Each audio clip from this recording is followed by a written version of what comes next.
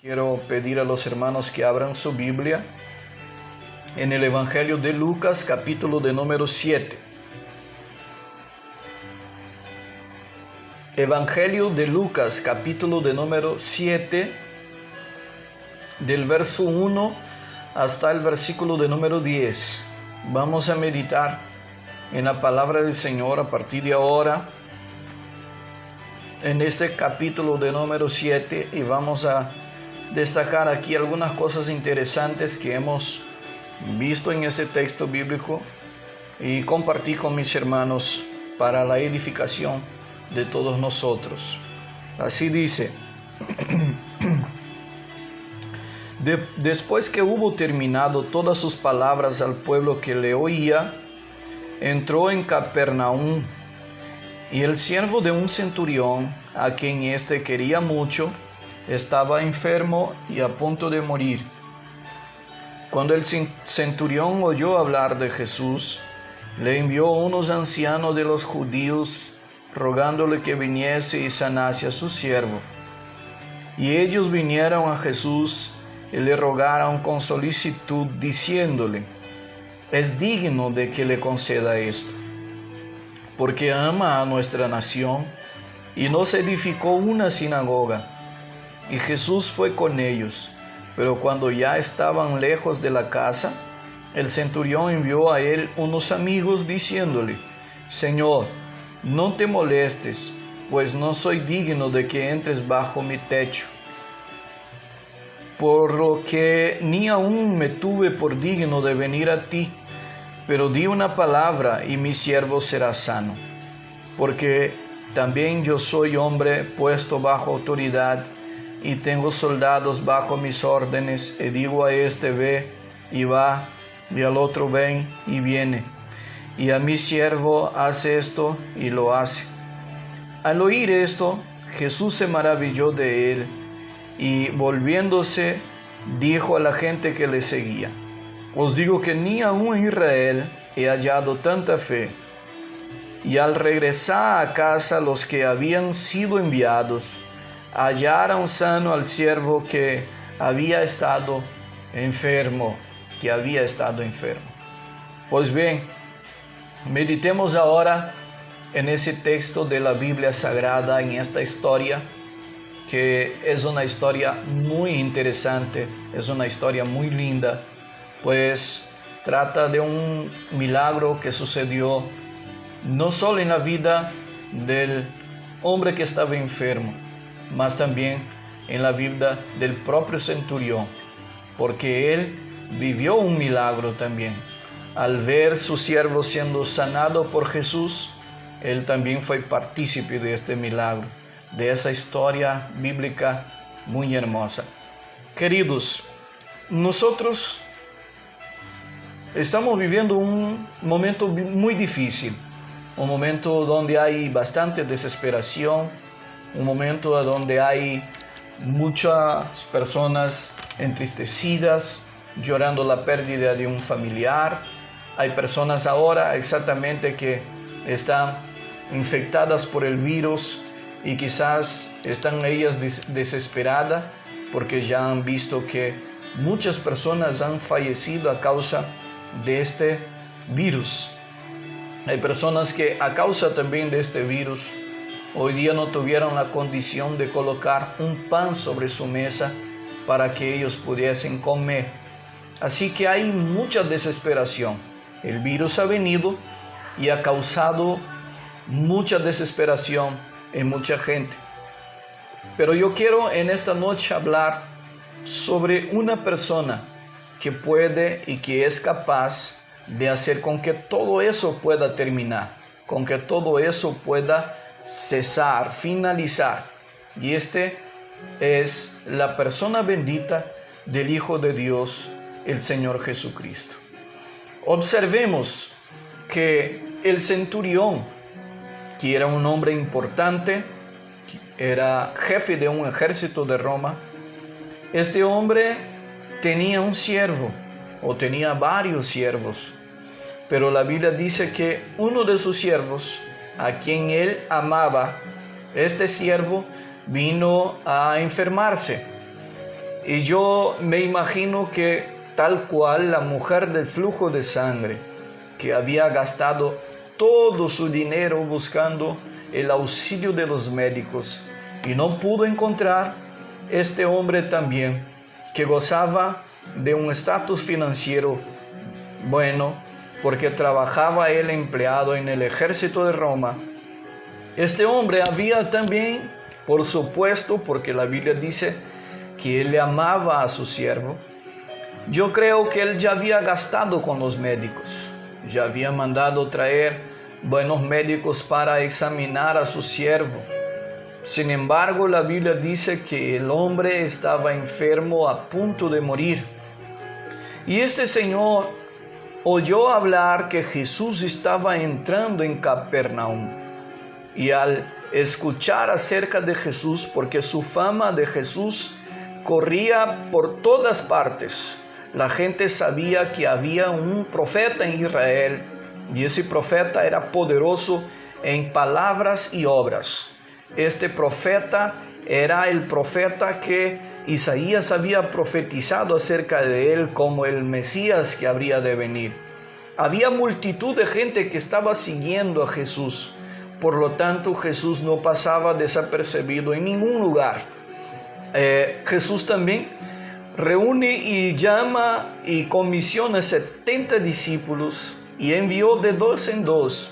Y esos discípulos iban de ciudad en ciudad diciendo: ahí tras mío vendrá Jesús, el cual está sanando enfermos, el cual está resucitando muertos, el cual está haciendo con que mucha gente sea bendecida.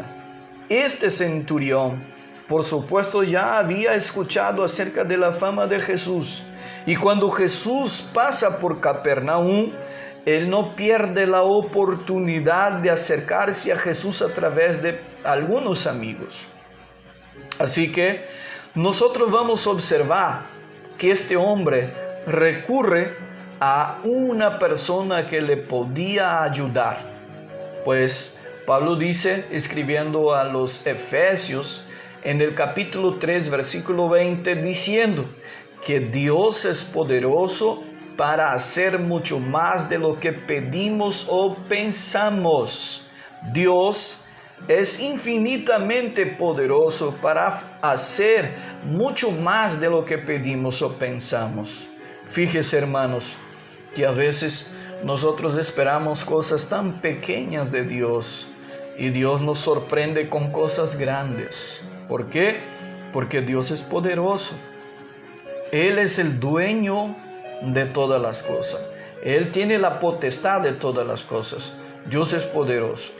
Y este hombre se acerca a través de personas, de amigos, de trabajadores, hasta Jesús. Y observemos algo muy interesante, que este hombre fue bendecido con el milagro hecho a su siervo. Pero destacamos algunas cosas que conducen al hombre al milagro de parte de Dios. Observemos que existen elementos que nos conllevan a recibir el milagro de parte de Dios. Y eso quiero en esta noche observar con ustedes. Primero, nosotros vamos a destacar aquí elementos que conducen al hombre al milagro de parte de Dios.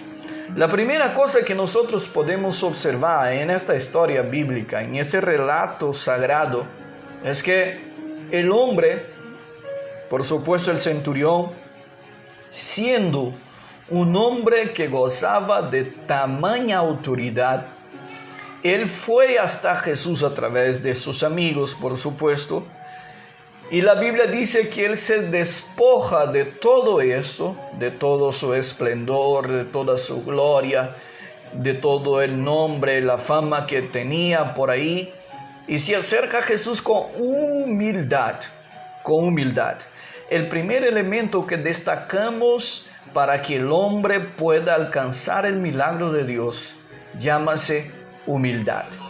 Humildad no tiene nada que ver con situación económica, financiera. Humildad tiene que ver con dejar el orgullo que muchas veces el hombre siente en su corazón, abandonar, despojarse de todo eso y se acercar a Dios como un pecador, como un necesitado que somos de la gloria de Dios. Este hombre se despoja de todo eso y se acerca a Jesús a través de siervos. Y nosotros vamos a ver eso en las Sagradas Escrituras, en ese relato bíblico. Observe, queridos, que en el versículo de número 6 nos dice: y Jesús fue con ellos, pero cuando ya no estaban lejos de la casa, el centurión envió a él unos amigos diciéndole: Señor, no te molestes, pues no soy digno de que entres bajo mi techo. No soy digno de que entre bajo mi techo. Observemos también aquí, queridos, que este centurión, él trabajaba para el ejército de Roma.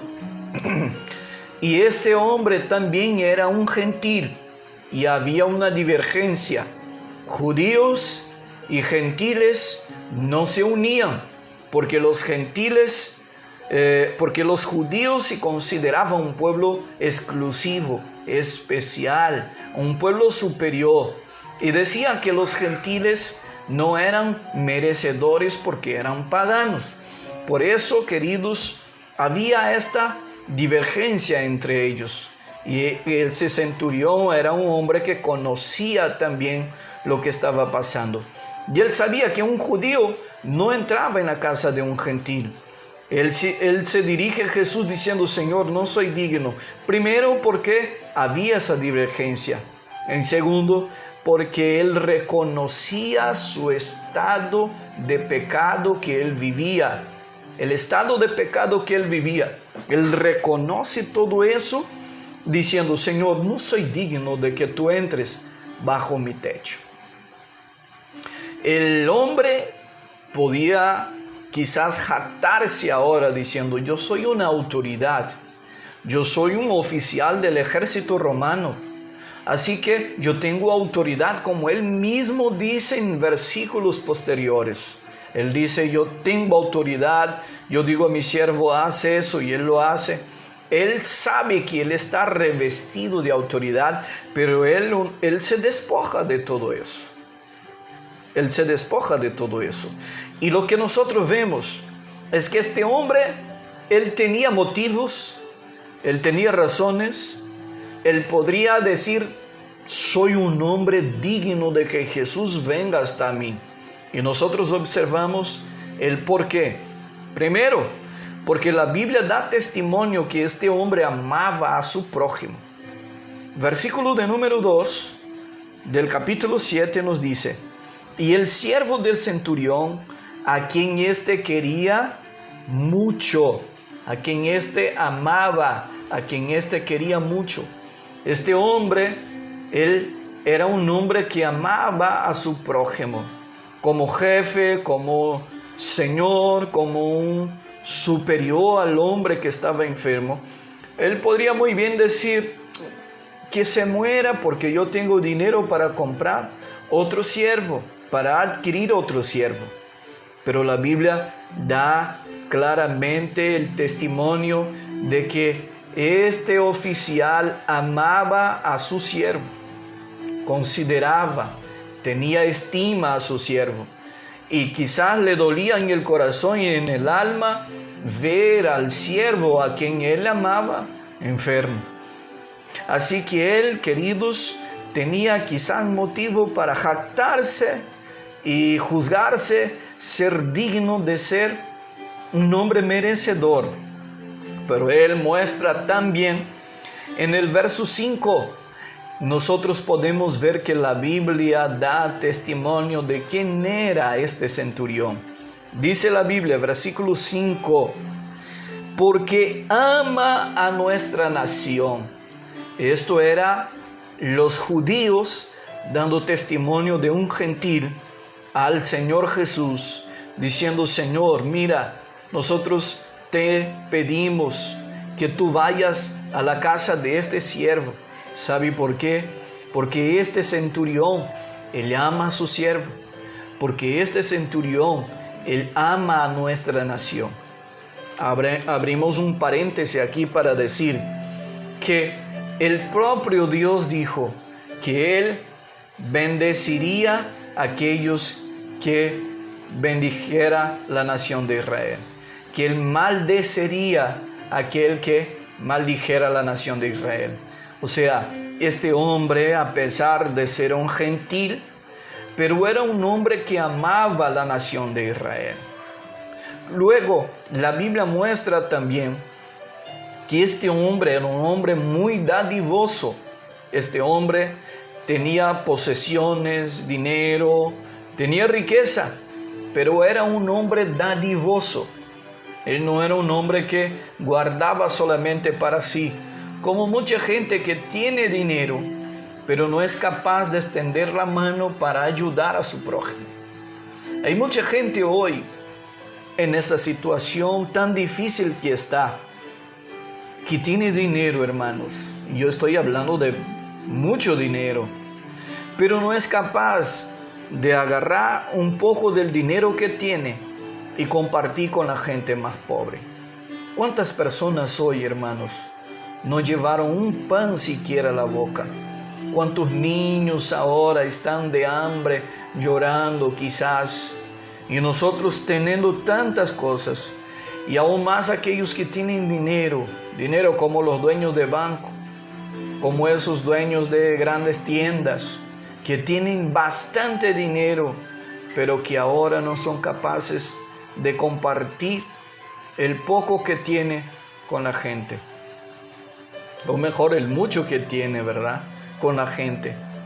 Se cuenta la historia de Alejandro el Grande, que fue un hombre que conquistó reinos, que conquistó fama, que conquistó riqueza, que conquistó dinero. Y se dice que cuando él murió, o antes que muera, él hizo un pedido, que cuando él muriera, él murió bien joven, pero siendo un hombre que había conquistado muchos reinos, dinero, fama, reconocimiento. Él hizo un pedido, que cuando él muriera, en su cajón dejasen su mano hacia afuera. Él quería que su mano estuviera afuera del cajón. ¿Sabe por qué? Él quería decir a la gente que el hombre puede ser el hombre más reconocido, el hombre más inteligente, el hombre más rico de la tierra, pero cuando este hombre muere, él no lleva nada a su sepultura. Él no lleva nada. Decía mi madre, que también ya está en la presencia del Señor, el hombre cuando muere solo lleva tierra en el pecho, nada más. El hombre no lleva nada de aquí, queridos. Por lo tanto, aprenda a compartir lo que tú tienes, aunque sea poco, con aquellos que necesitan. Porque la Biblia dice que el que da al pobre, a Dios le presta. Y Dios no es deudor de nadie. Si alguien le da algo al pobre, está prestando a Dios. Y Dios no es deudor de nadie. Dios paga según Él quiere. Bendito sea el nombre del Señor. Observamos aún que este hombre era un hombre dadivoso. Era un hombre dadivoso. Aún en el verso 5 dice, y nos edificó una sinagoga. Y nos edificó una sinagoga. Este hombre era un hombre dadivoso. Era un hombre que compartía. Él amaba a su prójimo. Él, dice la Biblia, amaba a la nación de Israel. Y él era un hombre dadivoso, pues construyó una sinagoga para que los judíos buscaran a Dios en esta sinagoga. Así que este hombre podría jactarse y decir, yo soy merecedor de un milagro. Pero nosotros no somos merecedores de nada, hermanos. todo que nosotros tenemos es simplemente por gracia, porque Dios resolvió que nos daría lo que nosotros tenemos. Si hoy tú tienes una familia bendecida, fue porque Dios te quiso dar. Si hoy tú tienes un buen trabajo, fue porque Dios te quiso dar. Si hoy tú tienes lo que tienes, una buena casa, un buen trabajo, una buena educación, fue simplemente porque Dios quiso bendecirte. Tú no eres merecedor de nada. Tú no eres merecedor de nada. ¿Ok? Entonces sigamos adelante. Observemos otro elemento que lleva este hombre a gozar del milagro por parte del Señor Jesús. Y aquí destacamos en el versículo 7. Versículo 7 nos dice: por lo que ni aún tuve por digno de venir a ti, pero di una palabra y mi siervo será sano. Otra cosa que destacamos aquí es la confianza, es la fe que este hombre depositó en Cristo Jesús. Este hombre depositó una fe verdadera, una fe pura. Así que si tú deseas gozar el milagro de Jesús, si tú deseas gozar un milagro en tu vida, ¿qué es lo que quiere? Pastor, yo quiero ser sanado. Pastor, yo quiero que Dios me dé un trabajo. Pastor, yo quiero que mi familia venga a los pies de Cristo. Acércate a Jesús, despojándote de todo lo que tú puedes pensar que es, y vaya a Él simplemente como un siervo, como alguien necesitado, como un niño que está necesitando algo de su padre, con toda humildad. Este hombre se despojó de todo lo que era, se acerca a Jesús con humildad y con confianza en el poder que Jesús ejercía sobre la enfermedad. Jesús ejerce poder y autoridad sobre la enfermedad. Él también nos dio, si nosotros observamos aquí mismo en el Evangelio de Lucas, en el capítulo 9, versículo 1 y 2, la Biblia dice que Jesús nos da poder y autoridad para predicar el Evangelio, para sanar a los enfermos y para expulsar a los demonios. Dios nos dio esta autoridad, pero ahí, en este exacto momento, en esta historia bíblica, estaba la autoridad en persona. Estaba el que más que todas las cosas sobre la tierra. Estaba allí, en esta historia bíblica, en este relato bíblico, la persona bendita del Hijo de Dios, el que había resucitado muertos, el que había resucitado a Lázaro, el que había resucitado el hijo de la viuda de Naín, el que había hecho milagros como el milagro de transformar agua en vino. Este Señor Jesús que había multiplicado panes y peces, Él estaba allí, y por supuesto que este centurión sabía de quién se trataba, y él se dirige en el verso 7 diciendo: Señor, yo nos di solo una palabra y mi siervo será sano. Fe fue lo que movió el corazón del centurión a buscar a Dios. Te pregunto en esta noche, ¿existe fe en tu corazón? La Biblia dice que si tengamos fe del tamaño de un grano de mostaza, diremos a los montes: precipítate en el mar, y así será. Diremos a los montes que se precipiten al mar, y así será. Observe lo que dice la Biblia, queridos, en Hebreos capítulo de número 11, versículo de número 1, acerca de la fe. ¿Qué es la fe, Pastor Elivan? Observe: es pues la fe la certeza de lo que se espera, la certeza de lo que se espera. ¿Cómo es eso, Pastor Elivan? Yo estoy pidiendo a Dios que me dé algo. Yo estoy pidiendo a Dios que Dios pueda hacer con que mis hijos vengan a los pies de Cristo. Sí, por supuesto que sí. Dios puede hacer eso. ¿Y cómo es que yo me dirijo a Dios en mi oración? con la certeza y esperando que tarde o temprano Dios lo hará lo que le estoy pidiendo. Luego él dice, la convicción de lo que no se ve, de lo que no se ve. La Biblia nos enseña a llamar a la existencia las cosas como si ella ya existiera. Yo estoy viendo las puertas cerradas para mí. Yo humanamente estoy viendo que esta enfermedad está llevando la vida de mucha gente y mucha gente se está preguntando dónde está Dios en medio a toda esta situación.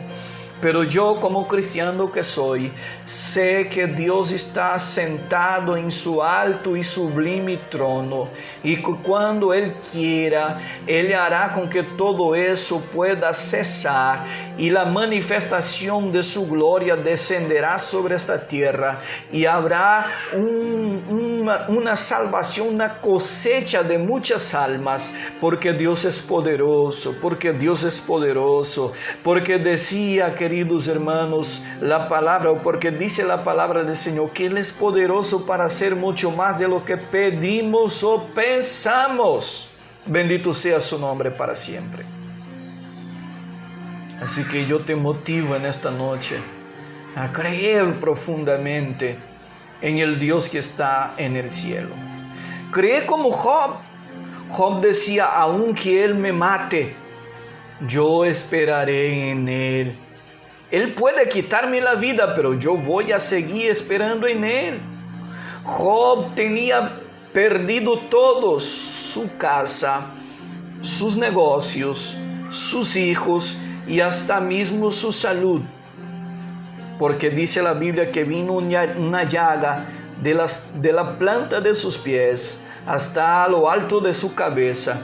Y la Biblia dice que él fue para el lugar de la ciudad donde depositaban la basura y agarra un pedazo de teja y comienza a rascarse de tan horrible que eran sus llagas. Y la Biblia dice que los perros venían y lamían sus llagas.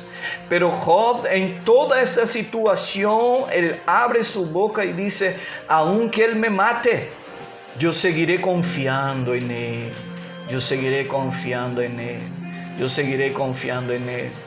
Pedro, al ser interpelado por nuestro Señor Jesús, en el capítulo 6 del Evangelio de San Juan, cuando el Señor dijo, si ustedes quieren y saben que el sermón que estoy predicando es duro, ustedes pueden irse.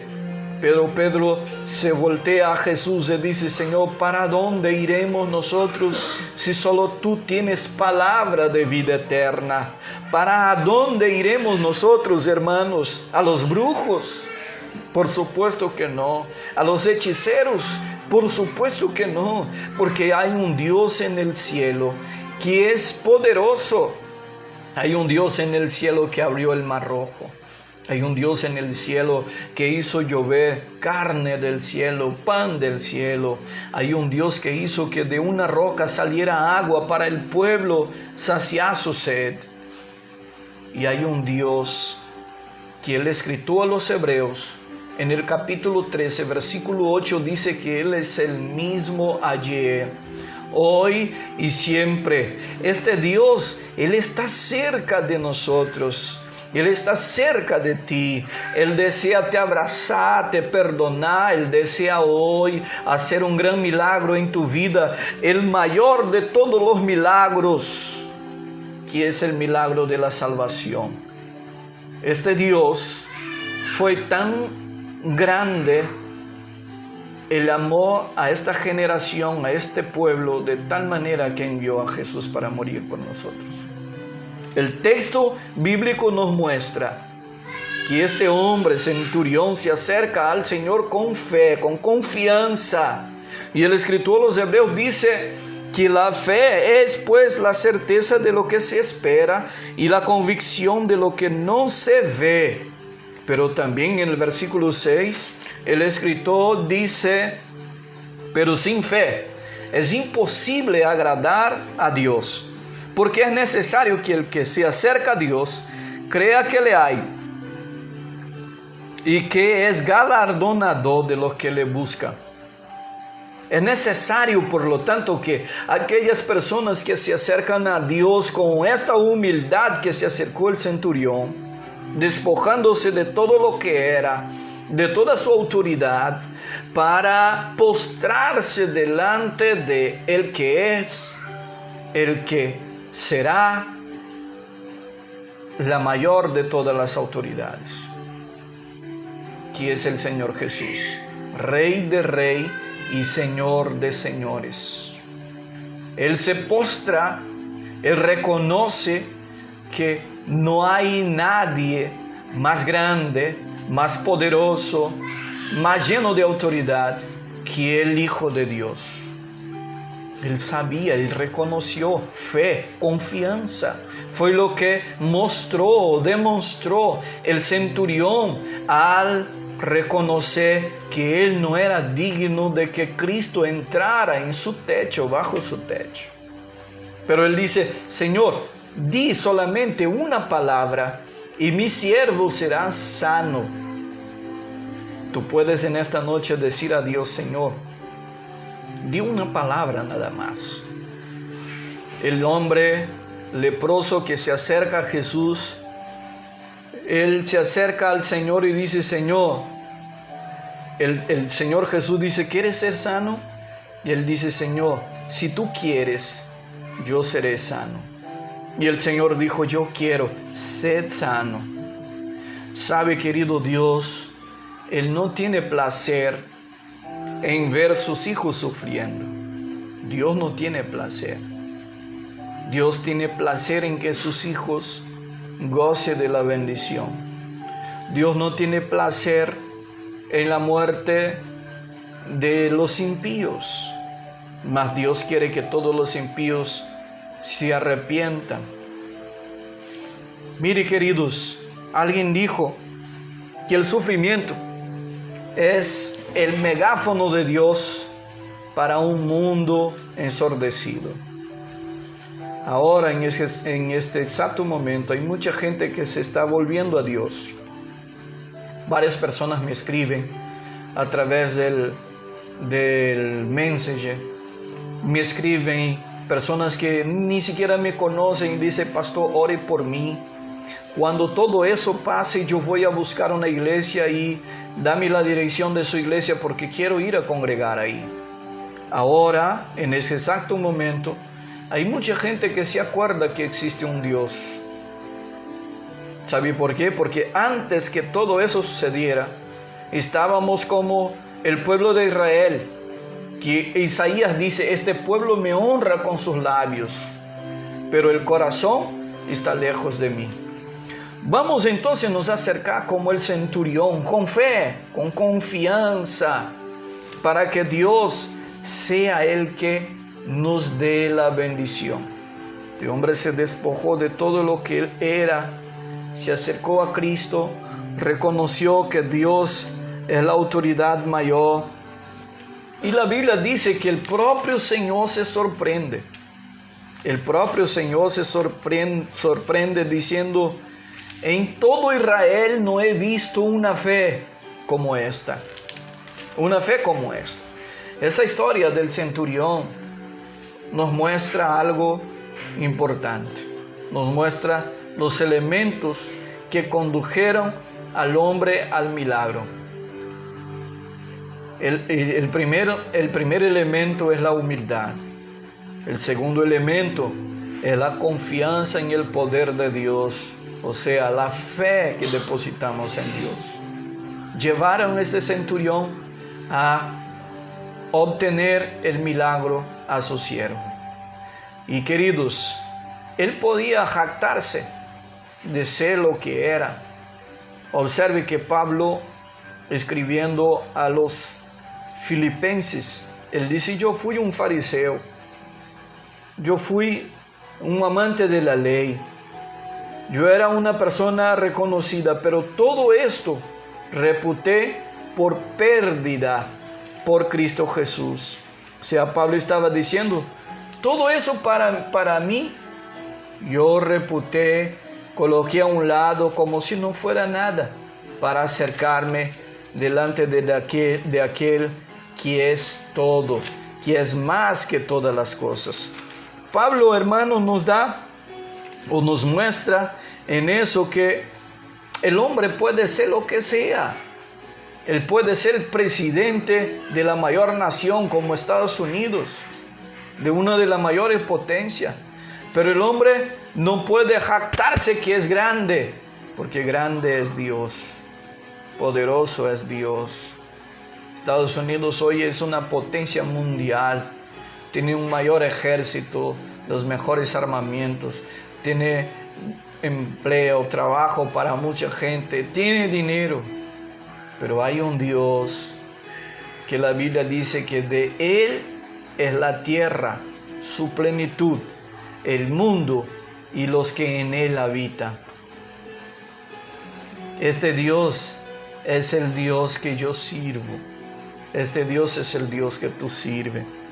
Pablo se acerca a Cristo diciendo que todo lo que él tenía, él consideró como nada para estar con Cristo Jesús. Bendito sea Él para siempre.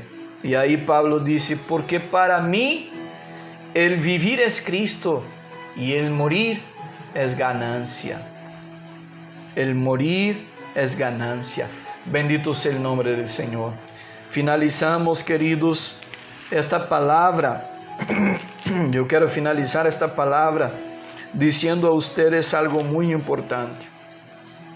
No pienses que tú seas algo. No somos nada. Somos solamente siervos.